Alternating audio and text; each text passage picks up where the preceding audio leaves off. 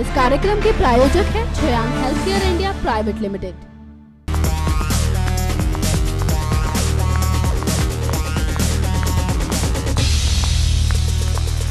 नमस्कार, मैं हूं गायत्री गुप्ता और आप देख रहे हैं बेबाक राय। बेबाक राय में आज का हमारा मुद्दा है यूपी चुनाव। जैसा कि अगले साल उत्तर प्रदेश में विधानसभा चुनाव होने वाले हैं, ऐसे में सभी सियासी पार्टियां अपनी जोर आजमाइश करने में जुट गई हैं। लेकिन इस बार विधानसभा चुनावों से पहले का माहौल थोड़ा सा बदला हुआ नजर आ रहा है। जैसा कि हम जानते हैं कि चुनावों से पहले सियासी राजनेता बेतुके बयान तो देते ही रहते हैं, लेकिन इस बार सियासी पार्टियों ने विवादास्पद पोस्टर जारी किए हैं जिस पर एक के बाद एक बवाल मच रहा है और सभी सियासी पार्टियां एक दूसरे पर पोस्टर्स के जरिए ही पलटवार कर रही हैं। जैसा कि कांग्रेस की तरफ से जारी पोस्टर में राहुल गांधी को सिंघम का रूप दिखाया गया है, तो मायावती को काली माता का, तो योगी आदित्यनाथ को शेर पर बैठे हुए दिखाया गया है, जिसके बाद सियासी गलियारों में काफी हड़कंप मचा है और काफी विवाद का विषय बन गया है। इसी के साथ एक प्रश्न ये खड़ा होता है, क्या राजनीति का रूप अब बदल रहा है? साथ ही साथ क्या राजनीति की परिभाषा अब विवादास्पद पोस्टर्स और बेतुके बयानों पर ही आधारित रह गई है? साथ ही बात करेंगे अपने पैनलिस्ट से सियासी रणनीति जो है उत्तर प्रदेश विधानसभा चुनाव में सभी सियासी पार्टियों की जो 2017 का विधानसभा चुनाव फतेह करने की कोशिशों में लगी हुई हैं। उनसे जानेंगे कि आखिर उनकी रणनीति कितनी काम आएगी आने वाले चुनावों में। एडविन जी, सबसे पहले आपसे जानना चाहूंगी, कंट्रोवर्शियल पोस्टर्स एक के बाद एक, जैसा कि अभी दिखाया गया योगी आदित्यनाथ को शेर पर बिठाया गया, फिर राहुल गांधी को सिंघम का रूप, आपको क्या लगता है? बेतुके बयान, फिर कंट्रोवर्शियल पोस्टर्स, वो भी इतने बुरे, क्या लगता है आपको? नहीं, देखिए गायत्री जी, किसी एक पार्टी की बात नहीं है। आपने जैसे बताया, गिनाया कि सपा, बसपा और कांग्रेस, बीजेपी सभी का कहीं ना कहीं रुख एक जैसा है। पोस्टरबाज या पोस्टरबाजी में हम इन माहिर मान सकते हैं कि एक के बाद एक पोस्टर सामने आ रहे हैं और बड़े बेतुके से कह सकते हैं हम इन्हें। और मेरे ख्याल में ये इससे पहले भी कई बार ऐसा हो चुका है और जब बात जवाब देने की आती है तब देखिए कि बड़े नेता, छोटे जो इस तरह के नेता हैं या यूँ कहें कि जो ज़मीनी कार्यकर्ता हैं उनको दोषी ठहरा देते हैं। आसान होता है बात कहना कि भाई हमारा इसमें कोई रोल नहीं था, जो ज़मीनी कार्यकर्ता थे उनका दिमाग हो सकता है या उनका एक क्रिएटिविटी हो सकती है। लेकिन मैं ये कहना चाहूँगा, देखिए ज़मीनी कार्यकर्ता ही आपको कहीं ना कहीं वहाँ पहुँचाता है और इस तरह की जो चीज़ें आप करते हैं या इस तरह का जो बात कह के आप पला झाड़ने की कोशिश करते हैं वो निहायत गलत है। देखिए, राजनीति का स्वरूप बदलना चाहिए। 60-65 साल हम लोग आज़ाद हो गए, लेकिन हम अभी भी उसी स्तर की राजनीति कर रहे हैं। भाई, बात विकास की होनी चाहिए, बात उन सब चीज़ों की होनी चाहिए जो हम आगे बढ़ाएं, हमारे देश को आगे बढ़ाएं, हमारे मुल्क को आगे बढ़ाएं। पोस्टरबाजी करके हम किस तरह की राजनीति की छाप छोड़ना चाह रहे हैं? मुझे लगता है शायद हम वहीं के वहीं हैं। इस तरह हमारा जो राजनीति का था उसमें कोई परिवर्तन होता हुआ नज़र नहीं आ रहा है।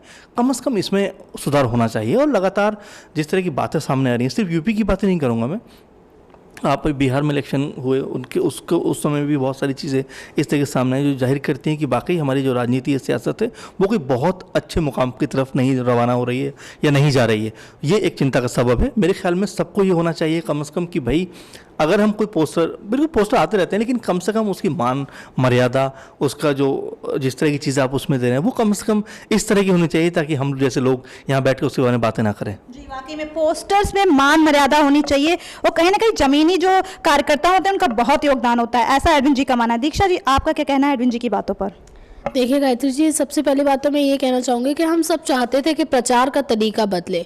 शायद हम हर चुनाव में इस चीज़ को लेकर डिस्कशन करते हैं कि अब प्रचार का तरीका बदलना चाहिए, राजनीति पुरानी होती जा रही है, हमें 70 साल हो गए आज़ादी को, तो कम से कम अब कुछ अच्छा और नया देखने को मिले। लेकिन वो उम्मीदें पूरी हो रही हैं शायद, पर इस तरह से कि हमें अच्छा लगने की बजाय शायद कुछ और ही लग रहा है। आपने प्रचार का तरीका तो बदला, लेकिन एक नेगेटिव वे में। पहले आप जुबानी जंग पर थे और अब आपने पोस्टर्स की जंग चालू कर दी है, जिसमें मैं कहती हूँ आप जुबानी संघ से भी शायद नीचे जाते जा रहे हैं। हमें अपने स्तर को ऊंचा ले जाना चाहिए, लेकिन आप तो उल्टा ही लेते जा रहे हैं। आखिर आप चाहते क्या? आपको ये समझना चाहिए, प्रचार का तरीका हमेशा जनता की मानसिकता को देखकर तय किया जाता है। तो आपको देखना चाहिए कि इस समय जनता भी अपनी सोच में विकास कर रही है, वो भी शायद विकास की तरफ देख रही है, वो भी शायद ये चाहती है कि हमारे राजनेता एजुकेटेड हों, पढ़े लिखे हों, या फिर एक अच्छी मानसिकता वाले इंसान हो जो कि देश को तरक्की की राह पर आगे ले जा सके या फिर उनके राज्य में अच्छे से अच्छा काम करा सके। लेकिन शायद राजनेताओं के दिमाग में ये चीज अभी ठहर नहीं पा रही है, या फिर वो चाहते हैं कि जनता की सोच वहीं तक सीमित रह जाए। जो बाउंड्री लाइन उन्होंने हमेशा से तय कर रखी है, वो चाहते हैं कि चीजें वहीं तक सिमट कर रह जाए और कभी ये ना तो अपनी सोच में विस्तार करें और ना ही कभी हम अपनी जैसे कि हमारी चीजें बढ़ती जा रही हैं। हम जानते हैं कि हमारे राजनेताओं का मानसिक स्तर कहां जा चुका है, कौन किस तरह के कारनामे करता नजर आता है, या फिर राजनीति किस ओर दौड़ रही है। या तो आप अपनी राजनीति को उसी ढर्रे पर दौड़ाना चाहते हैं या तो आप उससे भटकना ही नहीं चाहते, इसलिए शायद आप जनता की सोच को भी सीमित करना चाहते हैं। लेकिन इन सब चीजों से शायद मुझे लगता है ऊपर बढ़ना चाहिए, क्योंकि बात यहाँ आपकी पर्सनल चीजों की नहीं है, ये बात यहाँ आपकी निजी जिंदगी की नहीं है, यहाँ बात देश की आती है, राज्य की आती है। तो आप किसी को पर्सनली टारगेट मत कीजिए, ना तो किसी को दुर्गा माता का रूप दीजिए, ना ही आप किसी को सिंघम बनाइए। आप कम से आप अमूमन हम देखते हैं धर्म की बातों पर बहुत बढ़ चढ़ कर बोलते हैं हमारे राजनेता नजर आते हैं, लेकिन अब उन्हीं धर्मों का जब आप मजाक उड़ाएं तो आपके लिहाज से चीजें ठीक है। अगर यही चीज किसी और के द्वारा की जाए और देश का माहौल बिगड़ जाए तो सभी बढ़ चढ़ कर उल्टी सीधी बयानबाजी पर आतुर हो जाते हैं। चाहे आप योगी आदित्यनाथ की बात कर लीजिए या फिर किसी और की, सभी ने जुबानी जंग में तो खैर महारत हासिल कर रखी है। पर्सनल जो चीजें होती हैं उनको पोस्टर्स में कहीं नहीं दिखाना चाहिए, साथ ही साथ जनता की मानसिकता क्या है उसके अनुसार राजनेताओं को काम करना चाहिए। मेघा जी, ऐसा दीक्षा जी का मानना है, आपको क्या मानना है, आपको क्या लगता है? जिस तरह से पोस्टर सामने आ रहे हैं, दीक्षा जी अरविंद जी ने अपने अपने मत दिए, आप कहां तक उससे सहमत हैं? गायत्री जी, मैं इन दोनों की बात से पूरी तरह सहमत हूँ, क्योंकि ये जो राजनीति है ये अब तुच्छ राजनीति बन गई है। मतलब डर्टी पॉलिटिक्स हो चुकी है। डे बाय डे आप कितनी गंदी तरह पॉलिटिक्स कर सकते हैं, आपका वो लेवल नीचे ही गिरता जा रहा है। अगर यही काम अगर कोई पोस्टर इस टाइप के किसी दूसरे इंसान ने निकाले होते या दूसरे इंसान ने लगाए होते, तो फिर जो हमारे राजनेता है जो आज वही काम कर रहे हैं, उनका ओपिनियन ये होता कि जिसने ऐसा किया वो मतलब लोगों की धार्मिक भावना को ठेस पहुंचा रहा है। और अब आप वही चीज कर रहे हैं, तो फिर ये आपके प्रचार का एक तरीका है। आपके प्रचार का ये कैसा तरीका है? आप मेघा जी कह रही है डर्टी पॉलिटिक्स की बात कर रही हैं, आकृति जी मेघा जी कहती है डर्टी पॉलिटिक्स, आपको क्या लगता है?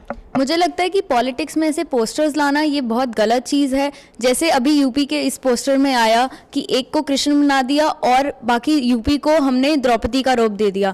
तो मुझे लगता है कि इस चीज़ में महाभारत को या किसी धर्म वाली चीज़ को लाना बहुत गलत है और पॉलिटिक्स में ऐसी चीजें लाना गलत ही माना जाता है। वाकई में आकृति जी का मानना है धर्म को लेकर किसी पोस्टर्स को खड़ा करना कहीं से भी सही नहीं है। ऐसे में एक पोस्टर सामने आया है कांग्रेस का, जिसमें राहुल गांधी को सिंघम का रूप दिया गया। खैर, इसी में एक स्लोगन भी सामने आ रहा है यूपी में कि प्रियंका को लाओ और कांग्रेस को बचाओ यूपी में। तो ऐसे में दो प्रश्न उठते हैं कि राहुल गांधी और प्रियंका क्या दोनों बागडोर संभालेंगे या फिर प्रियंका आएंगी राहुल गांधी की जगह?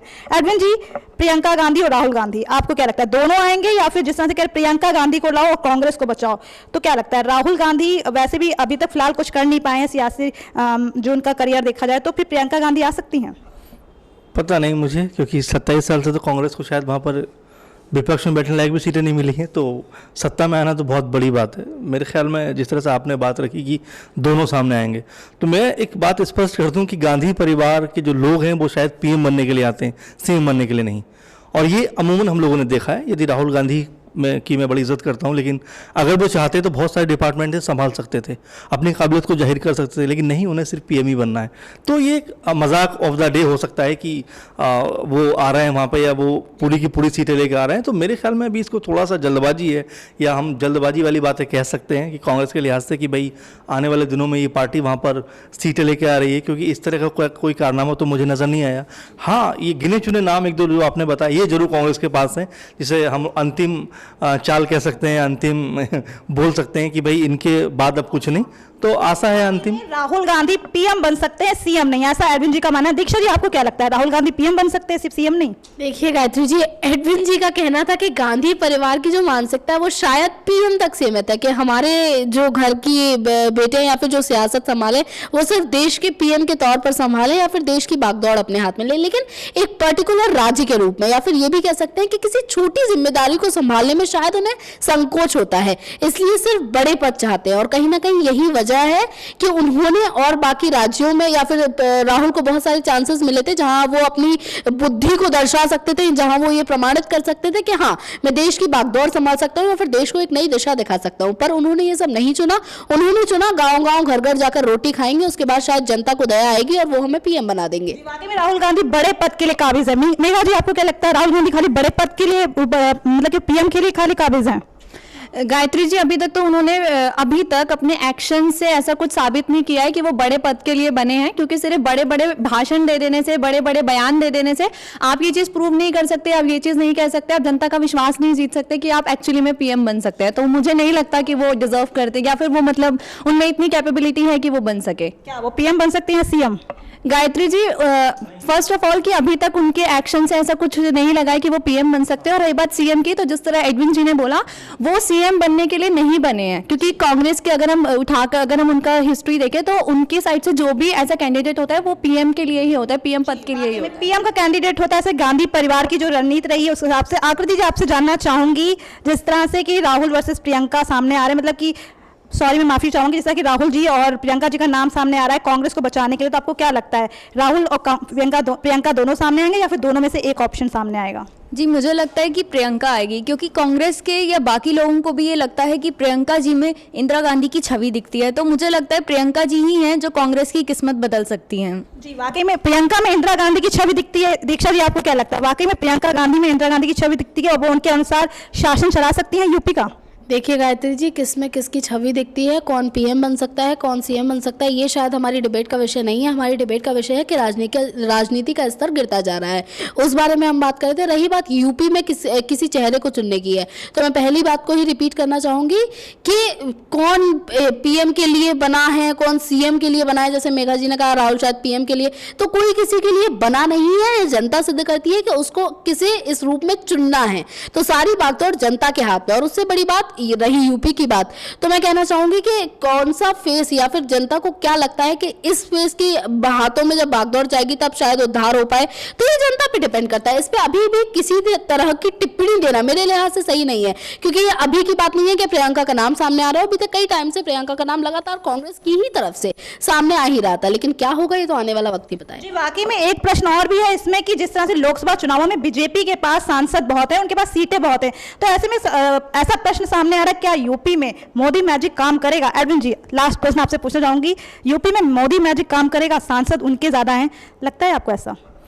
नहीं, सांसद तब भी थे या उनकी रूलिंग पार्टी थी जब दिल्ली में इलेक्शन हुए थे या बिहार में इलेक्शन हुए थे। तो सिर्फ रूलिंग होने से या अधिक एमपी होने से आप नहीं जीतते, आपको उस तरह के काम भी करने पड़ेंगे। तो मेरे ख्याल में जनता उसको देखेगी कि किसको जीतना चाहिए किसको नहीं। बट मैं यही कहूँगा कि साफ सुथरी राजनीति होना चाहिए, जिसकी हम लोगों को बहुत ज़्यादा ज़रूरत है। जी, दीक्षा जी, आपको क्या लगता है, मोदी मैजिक काम करेगा यूपी में? देखिए, मोदी मैजिक तो बिहार में भी हमने देख लिया, और बाकी राज्यों में जिस तरह से मोदी मैजिक का असर दिखा है सो कॉल्ड, तो उससे मुझे नहीं लगता कहीं भी कोई भी मैजिक काम करेगा। अब स्मार्ट है हमारी जनता, वो भी देखती है, जो काम करेगा उसी का साथ देगी वो। जी, वाकई में मोदी मैजिक काम नहीं करेगा, ऐसा दीक्षा जी का मानना है। आपको क्या लगता है मेघा जी, मोदी मैजिक काम करेगा यूपी में?